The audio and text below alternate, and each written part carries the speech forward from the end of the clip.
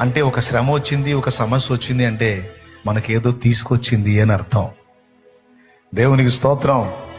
మనమేమో దాన్నే చూస్తాం. మనకు ఇబ్బంది కలిగించి, శ్రమ కలిగించి, శోధన కలిగించి, కీడులా అనిపించే దాని వైపే చూస్తాం. కానీ అది జస్ట్ ఇంజన్ మాత్రమే.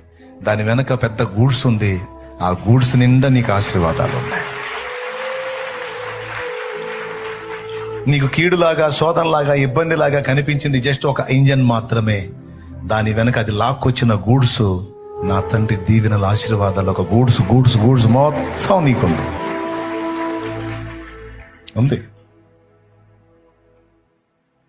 స్టార్టింగ్ లో కనపడుతున్న రైలు ఇంజన్ చూసి నువ్వు ఫీల్ అవ్వద్దు. దాని వెనక దేవుడు నీకు దాచి ఉంచినటువంటి ఆ స్వాస్థ్యం, ఆ శ్రేష్టమైన ఈవులను చూడు. దేవునికి మహిమ. హల్లెలూయా.